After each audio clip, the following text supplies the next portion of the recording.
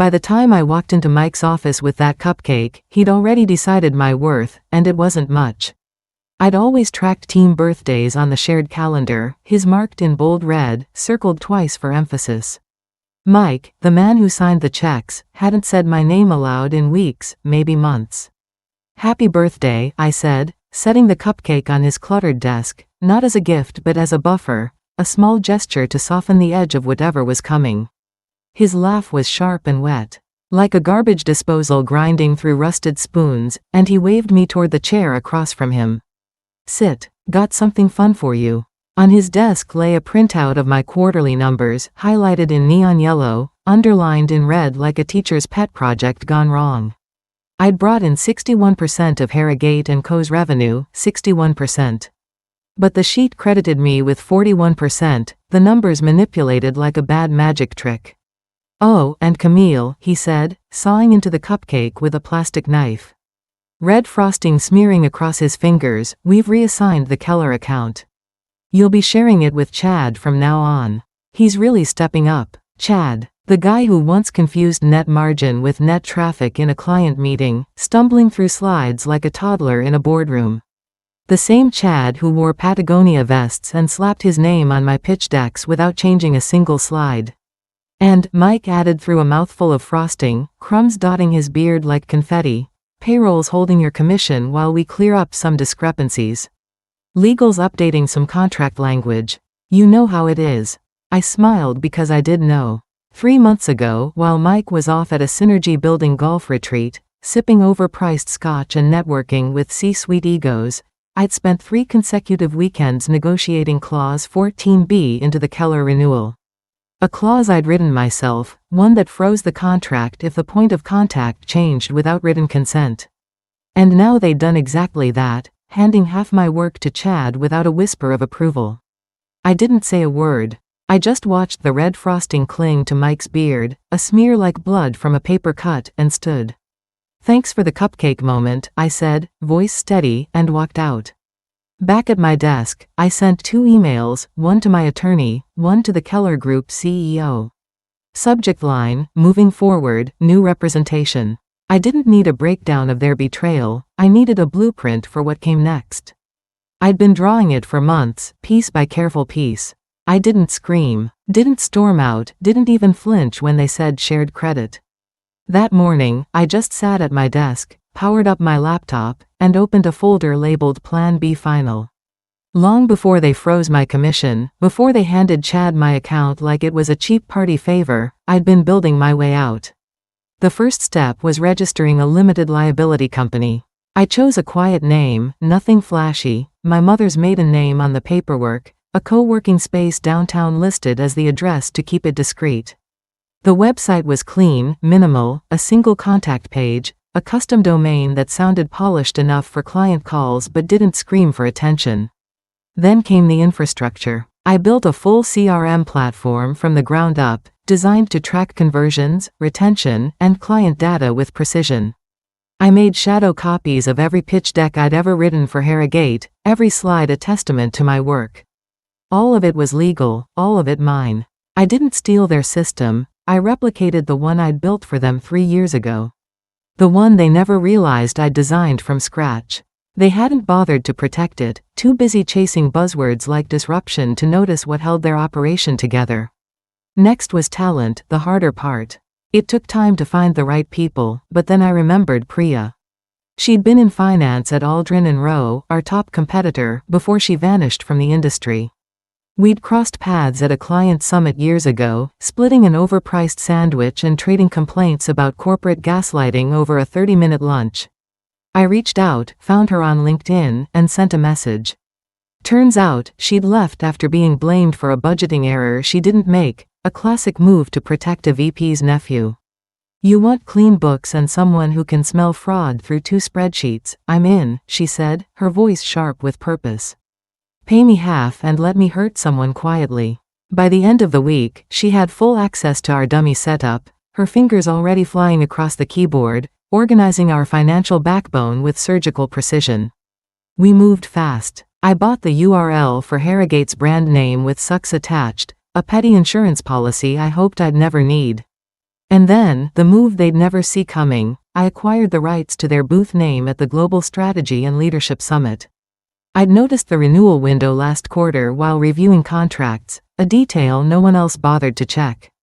I submitted the paperwork under my LLC, and Harrogate never followed up. The prime center floor booth, once their crown jewel, was now mine. They thought I was just a scorned woman licking her wounds. They didn't realize I was building an engine in the dark, and that engine was primed to run. I didn't have a press release or a revenge speech, just infrastructure, patience, and a growing list of people who wanted to see Harrogate bleed. But even the best blueprints feel fragile when you're alone in the dark, questioning if any of it matters. The office was empty, but the fluorescent hallway lights still hummed, casting a cold glow through my apartment window. I sat cross-legged on the floor, laptop balanced on a pile of unopened mail, staring at the Keller file, 73 pages, my fingerprints on every clause, every comma. I remembered the 3 back-to-back Saturdays I'd spent on Zoom, guiding a skeptical general counsel through Clause 14b while Mike was off building executive trust at his golf retreat, probably missing half his shots. I'd convinced Keller to stay, not with branding or pricing, but with trust, with me. Now, my name was scrubbed from their account, replaced with Chad's. The folder on my screen hadn't changed, but the world around it had. I scrolled past my handwritten notes. Client prefers monthly cadence. Kids, Miles and Juno. Allergic to filler language. Speak straight. I'd poured everything into that relationship, not just for the commission but because I believed it mattered, because I believed in building something real. And all I got was silence. Not the money, not the credit theft, that wasn't the worst of it. It was the silence from leadership. No call, no message, not even a Slack emoji. It's astonishing how quickly people forget who held the roof up when the storm came. The room felt too quiet, like a heavy sheet folding over me, muffling the world. I sat still until the laptop screen dimmed on its own. My phone lit up once. Chad's Instagram story, a blurry rooftop selfie captioned, "Crushing it this week." I turned it over without a second glance. And then I cried. Not loud, not shaking, just quiet, steady tears, the kind that don't need explanation. The kind your body cries when it's processing a reality it didn't earn. I let myself feel it all, the betrayal, the exhaustion, the bitter sting of being invisible in a room I'd helped build. Then I wiped my face, reopened the laptop, and drafted an email to Keller's executive team. No drama, no flair, just a clipped subject line, contract renewal representation update. I attached a memo, checked the language twice, professional, measured, factual. Scheduled it to send Monday, 7:45 a.m. Closed the lid, turned off the lights, and lay back on the rug, the Keller folder still beside me. Let them have their weekend. Monday would write its own story. By sunrise Monday, my silence was louder than any protest. I arrived at the office at 8:23 a.m., no coffee, no makeup, just silence and a USB drive tucked in my coat pocket. The bullpen was its usual Monday haze, people grumbling about commutes. Someone burning toast in the kitchenette, Chad bragging about his weekend hike like he hadn't fumbled a client call last Thursday. I slid into my desk like I belonged, like nothing had changed. At 8:47, the email hit. Subject: Transition of Representation, Keller Group. From VP of Strategic Partnerships, Keller Group. To all primary contacts, Harrogate & Co. CC, Camille Renner, Founder, Renner Strategies. The room went silent, like the air itself held its breath. You could hear the moment everyone opened it. By 8:51, Slack lit up like Times Square on New Year's Eve. Did we know they were leaving? Camille's CC'd? Wait, Renner Strategies? Who the hell is Renner? I sat still, didn't blink, didn't smile, just scrolled through the chaos. By 8:53, Chad was on his feet, voice cracking as he read the email aloud to no one in particular. I was just on a call with Keller last week, he mumbled, looking around like the walls might offer answers.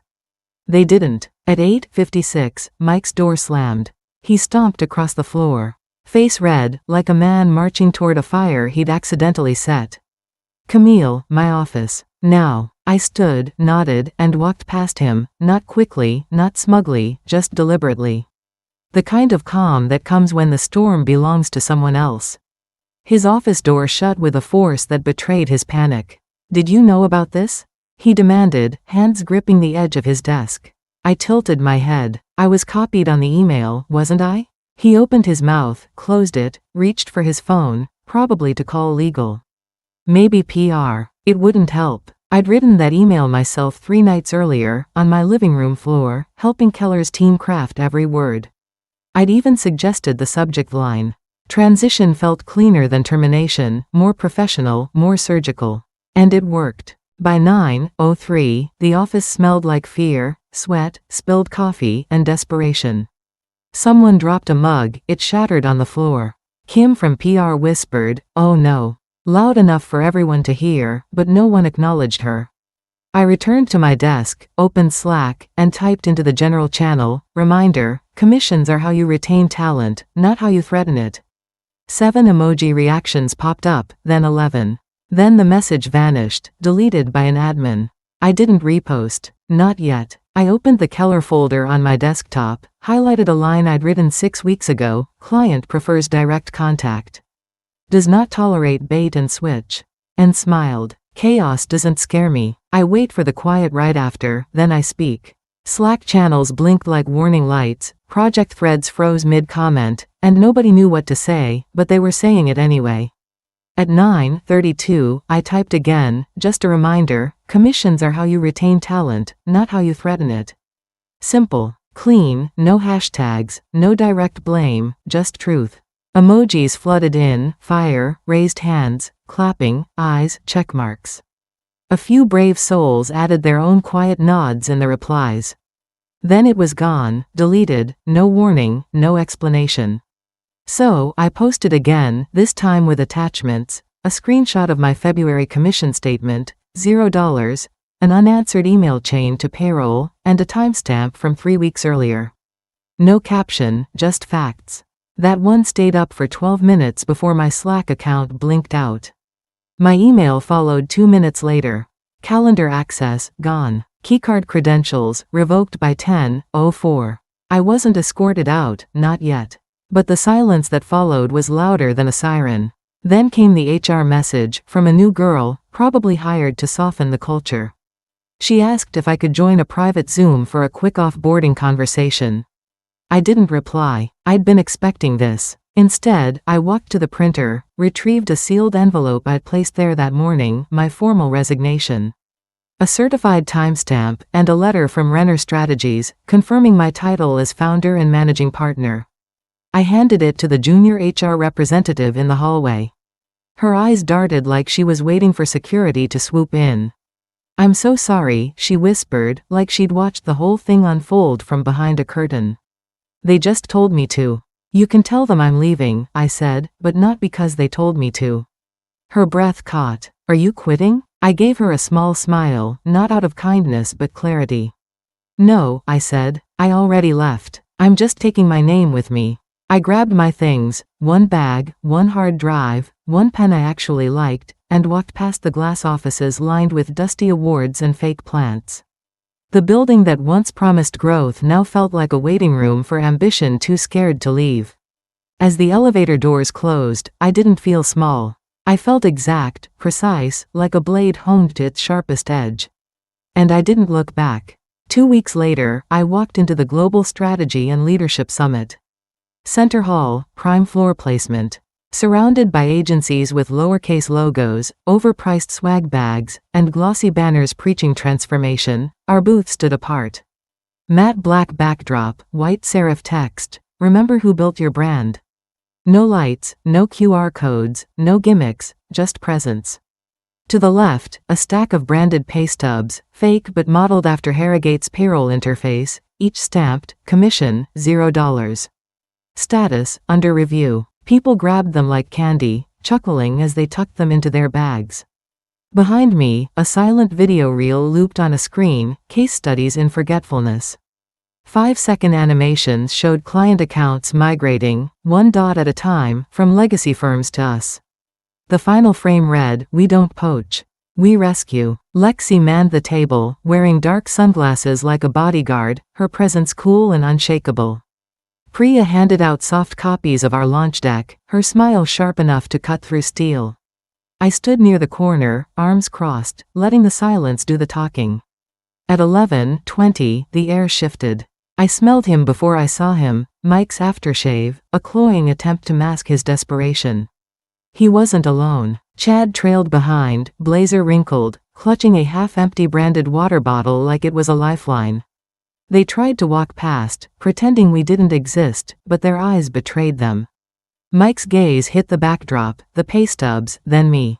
And then her, Keller Group's VP of Strategic Partnerships, standing 3 feet to my right, laughing with me over bourbon recommendations. Her presence a quiet endorsement of everything I'd built. Mike froze, his mouth tightening like he'd forgotten his lines. I beat him to it. "Hey, Mike," I said, loud enough for nearby booths to turn their heads. "Glad you stopped by. We have something for you." I handed him a mock pay stub. He took it reflexively, his eyes scanning the numbers, then stalling on the 0. Click. Flash. 2 photographers, one posing as press, the other embedded in the summit's media team, captured the moment Mike stood beneath our banner. Holding a pay stub marked 0. By 5:00 p.m., it was a meme, when you forget to pay her, but she remembers everything. By 8:15, it had 18,000 retweets, spreading across platforms like wildfire. The best part? The booth, the setup, every detail was funded by the check Harrogate sent 3 days earlier, $38,200.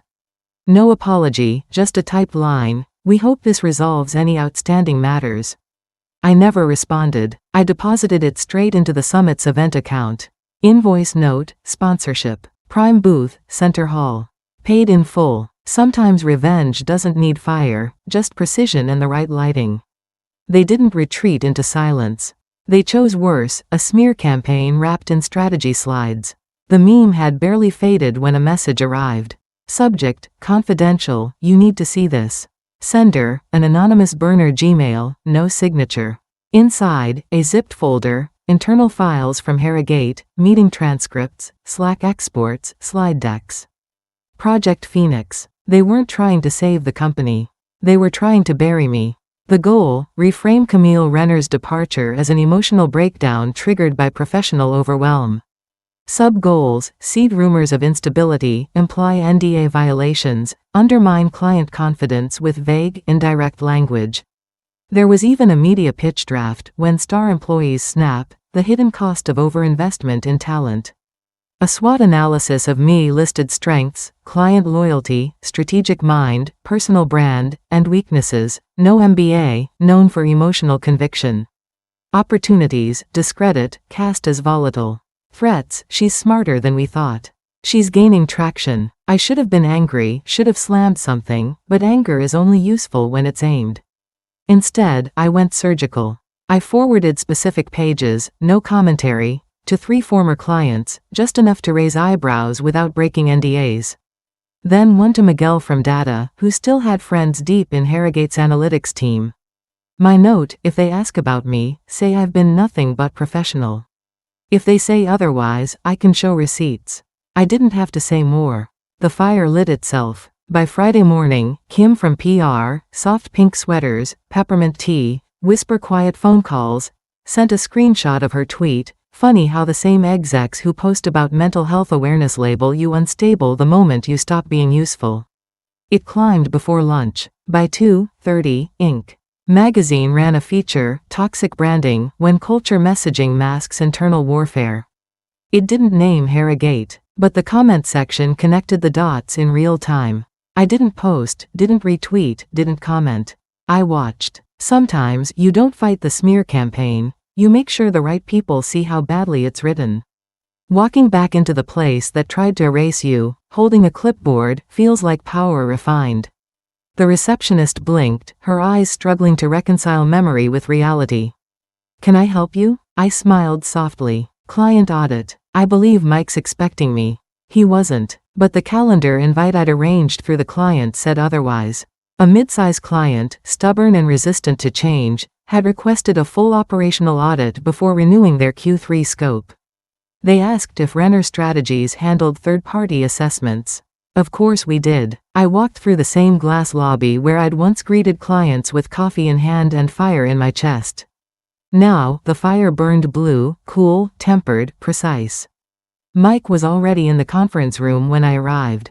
Standing reflexively, not out of respect but instinct. He gestured stiffly to the end of the long table, his jaw tight. The air was too cold, the fluorescent lights hummed, bottled water laid out like this was a negotiation. It wasn't. I plugged in my laptop, opened the deck, and clicked to the first slide: audit findings, brand risk, talent drain, operational instability. Silence. The next slide: client retention YoY, minus 41%. Q1 Q2 revenue dip, minus 6.8%. Employee turnover, 38% in 4 months. No response. Slide 5 was a word cloud, terms pulled from public sentiment across Reddit, Glassdoor, Twitter, and internal leaks: frat energy, burnout factory, leadership crisis.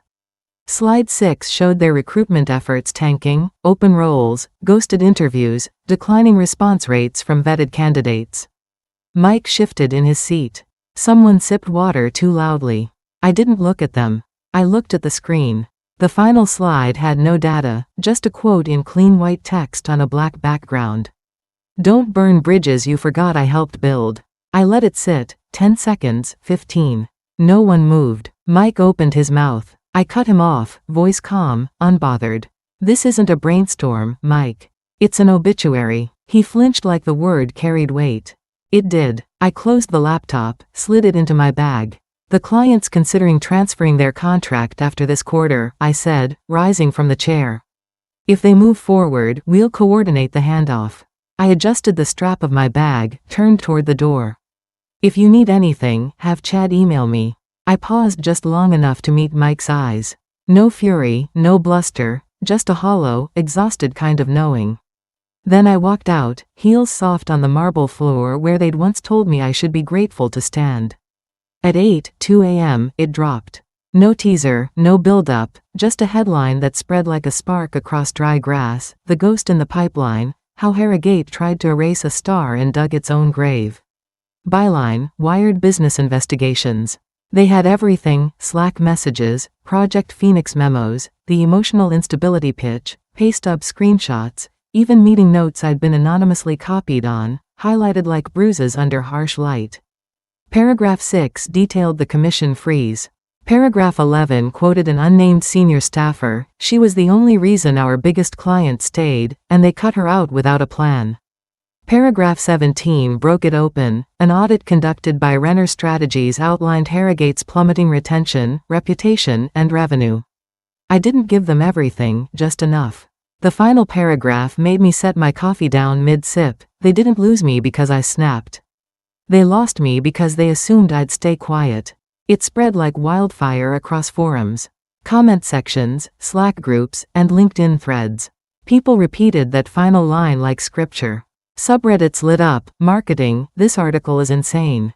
Consulting, case study in killing your own credibility. Female founders, tag yourself, I'm the ghost with receipts. Industry group chats buzzed. Anonymous employee confession accounts reposted the headline with captions like, "This one's going to be in MBA ethics classes, mark my words." Someone made a slide deck titled "What Not to Do When Your Top Talent Leaves." With Harrogate as Exhibit A, I didn't tweet, didn't post a quote card, didn't need to. The machine was moving on its own. By 10:30, I had 3 media inquiries. By 11, 2 more client consult requests. By noon, a DM from a Wharton professor asking if I'd speak on leadership miscalculations in modern branding. I didn't reply, not yet. I stood by the window of my new office, sunlight spilling across hardwood, watching the storm I never had to shout in to clear the sky, one truth at a time. The storm passed, but something deeper remained: not noise, not outrage, just the quiet work of building something they'd never take credit for again. 6 months later, Renner Strategies had 15 full-time employees, 7 active clients, and a waitlist stretching into the next quarter. The name on the door read Renner Strategies, etched cleanly in brushed metal. Nothing flashy, just ours. Priya handled finance like a scalpel, catching discrepancies before they became problems. Lexi turned pitches into poetry. Each deck a story that landed like a well-aimed dart. Miguel rebuilt our analytics engine from scratch, making it faster, sharper, better than anything Harrogate ever had. We weren't loud, we were deliberate, every move calculated, every outcome earned. When Harrogate's $38,200 check cleared, no apology, just that cold note, "We hope this resolves any outstanding matters," I knew exactly what to do. I split it evenly, every team member receiving a surprise deposit labeled "Forget-Me-Not bonus." Attached to each was a message, "For the times you weren't seen until now." But there was one more thing. After Harrogate defaulted on their lease, their office furniture went up for liquidation. I tracked it down through a third-party auction site, made a few calls, and one afternoon, a delivery truck pulled up outside our new space. The table, the conference table where I'd pitched 7-figure campaigns, where they'd erased my name, where they'd told me I lacked executive polish, was ours. We had it refinished, sanded smooth, stronger now. Underneath, carved gently into the grain where only wandering fingers would find it, one sentence: "She remembered everything." I didn't need a trophy. I needed that table to live in a place where ideas were protected, where people were paid what they earned, where no one's name got erased from the slide deck. A week later, the final domino fell. An anonymous post went viral from a junior analyst at Harrogate, just initials, no face, but the words were undeniable.